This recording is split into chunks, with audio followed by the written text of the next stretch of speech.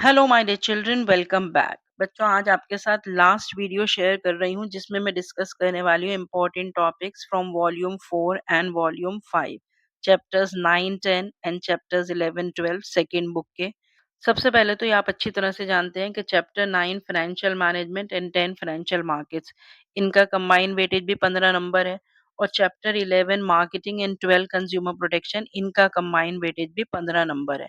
तो सबसे इम्पोर्टेंट और यूज़फुल टिप जो आपके शुरू में ही मैं देना चाहती हूँ वो ये है कि जैसे मैंने आपको फर्स्ट बुक में बताया था कि फर्स्ट बुक के 3 वॉल्यूम्स हैं, 1 2 3, जिसमें से आपको सबसे ज़्यादा कॉन्संट्रेट करना है वॉल्यूम थर्ड पे 20 नंबर का, स्टाफिंग, डायरेक्टिंग एंड कंट्रोलिंग। और उसके बाद आपको कॉन्संट्रेट करना है वॉल्यूम 2 पे, प्लानिंग एंड ऑर्गेनाइजिंग, 14 नंबर का।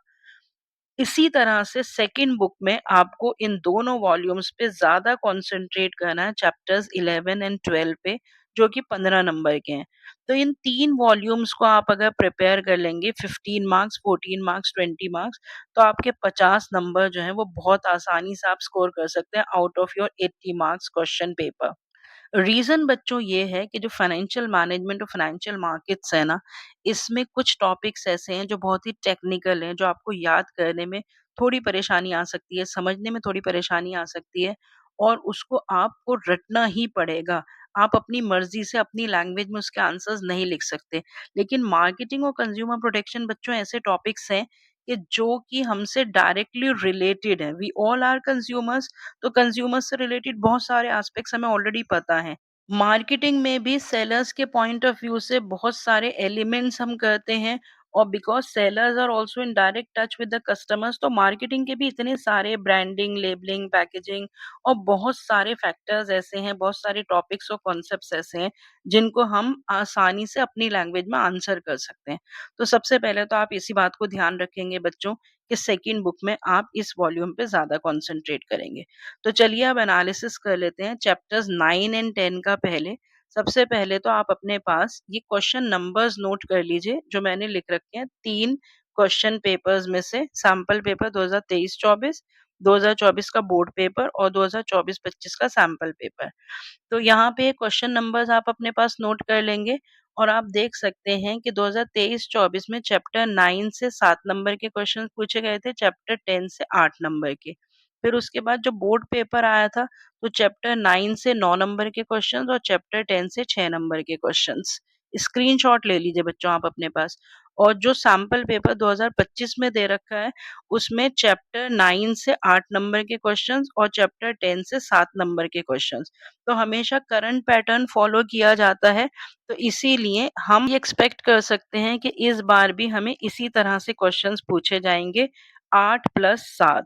तो इन सारे क्वेश्चन पेपर्स की एनालिसिस के हिसाब से बस आप अपने पास जल्दी से ये टॉपिक्स नोट कर लीजिए कि सबसे ज्यादा इम्पोर्टेंट टॉपिक्स जो आपको चैप्टर 9 से प्रिपेयर करने हैं, जिनको आपको मिस नहीं करना है, वो है capital budgeting decisions, factors affecting the capital structure. इस पे तो इस बार एक प्रैक्टिकल क्वेश्चन भी आया था, और मोस्ट एक्सपेक्टेडली आपको कोई ना कोई प्रैक्टिकल एस्पेक्ट से रिलेटेड क्वेश्चन, आरओआई से रिलेटेड, ट्रेडिंग ऑन इक्विटी से रिलेटेड, इंटरेस्ट कवरेज रेशियो से रिलेटेड, ऐसा क्वेश्चन एनुअल एग्जाम में भी आने वाला है। And factors affecting dividend decisions.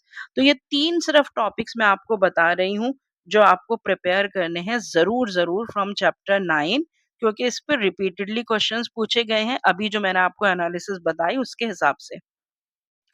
3 तरह के इम्पोर्टेंट डिसीजंस होते हैं हमारे चैप्टर 9 में, financing decisions, investment decisions and dividend decisions. तो इन्वेस्टमेंट डिसीजंस जो सबसे ज़्यादा इम्पोर्टेंट होते हैं, इन्हें हम कैपिटल बजटिंग डिसीजंस कहते हैं, वो आप रिवाइज़ कर लेंगे, और डिविडेंड डिसीजंस के सारे फैक्टर्स कर लेंगे, और कैपिटल स्ट्रक्चर के भी काफ़ी सारे फैक्टर्स हैं, वो डिटेल में आप रिवाइज़ कर लेंगे। तो ये 3 टॉपिक्स बच्चों ज़रूर पढ़ लेंगे। चैप्टर 10 से भी 3 इम्पोर्टेंट टॉपिक्स आपको प्रिपेयर करने हैं। सेबी पे ज़रूर क्वेश्चंस आते हैं। सेबी से रिलेटेड हमने 3 तरह के फंक्शंस कर रखे हैं, development functions, regulatory functions and protective functions. उन तीनों फंक्शंस को अच्छी तरह से रट लेंगे, या तो एमसीक्यू, या कोई डायरेक्ट क्वेश्चन, या इवन केस स्टडी भी इससे पूछी जा सकती है। स्टॉक एक्सचेंज के सारे फंक्शंस बहुत इंपॉर्टेंट है, इनको अच्छे से लर्न कर लेंगे। और इसके अलावा डिफरेंस बिटवीन कैपिटल मार्केट और मनी मार्केट, प्राइमरी मार्केट और सेकेंडरी मार्केट, ये 2 डिफरेंसेस ही हैं सिर्फ, लेकिन इन डिफरेंसेस से भी आपको या तो कैपिटल मार्केट पे कोई क्वेश्चन पूछा जाएगा या मनी मार्केट पे या प्राइमरी मार्केट पे या सेकेंडरी मार्केट पे, वो आप आसानी से आंसर कर पाएँगे। तो चैप्टर्स 9 और 10 में से आप इन टॉपिक्स पे बहुत अच्छे से कॉन्संट्रेट कर लीजिए, स्क्रीनशॉट ले लीजिए, ये टॉपिक्स आपको मिस नहीं करने हैं। और ज़्यादा कॉन्संट्रेट जैसे मैंने आपको बताया कि आपको चैप्टर्स 11 और 12 पे करना है। तो यहाँ पर भी आप स्क्रीनशॉट ले लीजिए। ये सारे क्वेश्चंस हैं 2023-24 में चैप्टर 11 से 11 नंबर का और चैप्टर 12 से 4 नंबर का। सीबीएसई बोर्ड एग्जाम में चैप्टर 11 से 10 नंबर का, चैप्टर 12 से 5 नंबर का और फिर से जो सैंपल पेपर 2024-25 का दे रखा है उसमें चैप्टर 11 से 11 नंबर का और चैप्टर 12 से 4 नंबर के क्वेश्चंस पूछे गए हैं। तो हमेशा जैसे मैं आपको बताती हूँ कि यही करंट पैटर्न है और इसके हिसाब से ये सारे क्वेश्चन नंबर्स आप अपने पास नोट कर लीजिए। तो मैं समझती हूँ कि यही पैटर्न आपका बोर्ड एग्ज़ाम में भी जो लेटेस्ट पैटर्न है वही फ़ॉलो किया जाएगा, जिसके हिसाब से चैप्टर 11 में से जो है वो लेंथी क्वेश्चंस पूछे गए हैं और चैप्टर 12 में तो आप देख सकते हैं कि सारे ही शॉर्ट क्वेश्चंस हैं 1-1 नंबर के। इन सैंपल पेपर्स की और क्वेश्चन पेपर्स की एनालिसिस की बेसिस पे अब आप अपने पास नोट कर लीजिए इम्पोर्टेंट टॉपिक्स या मैं कह सकती हूँ वो टॉपिक्स जो आपको बिल्कुल मिस नहीं करने हैं चैप्टर 11 में से। सारे मार्केटिंग फंक्शंस आप बहुत अच्छे से प्रिपेयर कर लेंगे। किसी भी मार्केटिंग फंक्शन पे आइडेंटिफिकेशन पे एमसीक्यू आ सकता है, फिलअप्स आ सकते हैं या केस स्टडीज आ सकती हैं। फिर उसके बाद मार्केटिंग फिलॉसफीज जो हमने कर रखी हैं, हमने 5 मार्केटिंग फिलॉसफीज कर रखी हैं, product concept, production concept, selling concept, marketing concept and societal marketing concept.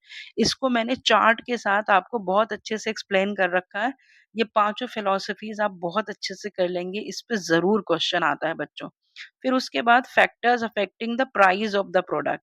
ये भी बहुत ही इम्पोर्टेंट टॉपिक है, इस पे रिपीटेडली क्वेश्चंस पूछे जाते हैं, करंट ईयर के सैंपल पेपर में भी इस पे क्वेश्चन आया है। उसके बाद प्रमोशन मिक्स के जो एलिमेंट्स हैं, 4 इम्पोर्टेंट एलिमेंट्स हैं प्रमोशन मिक्स के, ये सारे एलिमेंट्स कर लेंगे। तो चैप्टर 11 से सिर्फ ये 4 टॉपिक्स मैं आपसे रिक्वेस्ट कर रही हूँ कि इन चारों टॉपिक्स को ज़्यादा कंसंट्रेशन के साथ आप कर लेंगे। उसके अलावा तो सारे टॉपिक्स ही आप पढ़ते हैं, लेकिन ये ज़्यादा इम्पोर्टेंट टॉपिक्स हैं, जिनको आपको मिस नहीं करने हैं।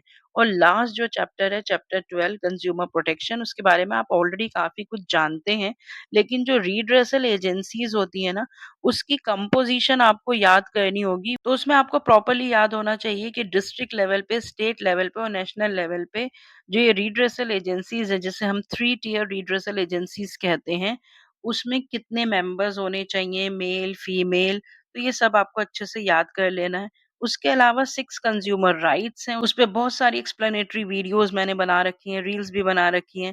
तो उन 6 कंज्यूमर राइट्स पे या तो आपको डायरेक्ट क्वेश्चन आ जाता है या आइडेंटिफिकेशन पे क्वेश्चन आ जाता है, कौन-सा राइट फॉलो हो रहा है, कौन-सा राइट वायलेट हो रहा है, इस तरह की केस स्टडीज़ आ जाती हैं।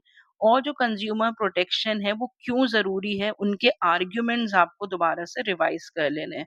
तो ये जो 3 टॉपिक्स हैं, वो चैप्टर 12 में से आप बहुत अच्छे से प्रिपेयर कर लेंगे। तो मैं समझती हूँ ये 4+3 ये 7 टॉपिक्स जो हैं, इसका आप स्क्रीनशॉट ले लीजिए। इन्हें आप अच्छे से प्रिपेयर कर लेंगे तो आपके जो लास्ट 2 चैप्टर्स हैं वॉल्यूम 5 के, वो काफ़ी अच्छे से प्रिपेयर हो जाएँगे। पढ़कर तो बच्चों आपको सारे ही टॉपिक्स जाने हैं, क्योंकि ये बात मैंने आपको बता दी है कि टोटल 34 क्वेश्चंस ही आते हैं। तो इसका मतलब कि जो 34 टॉपिक्स हैं उन्हीं पर ही क्वेश्चंस आएँगे। तो सिलेबस में तो हमारे सिर्फ 34 टॉपिक्स हैं नहीं, तो probability of not getting a question from any topic is much more than the probability of getting a question from a topic. लेकिन फिर भी मैंने जितने भी टॉपिक्स आपको बताए हैं पाँचों वॉल्यूम्स के, वो सारे मिला के आपके 30-34 टॉपिक्स हो गए हैं। आप इन चारों वीडियोज़ को दोबारा से देख लीजिएगा और फिर आप ये डिसाइड कर लीजिएगा कि कौन से टॉपिक्स जो हैं वो आपको मिस नहीं करने हैं, जिन्हें आपको कंपल्सरीली रिवाइज़ करना ही करना है। So with that, I end up the last video. All the very best to all of you. Perform your best and score 100% marks in your annual exams. Goodbye and stay connected.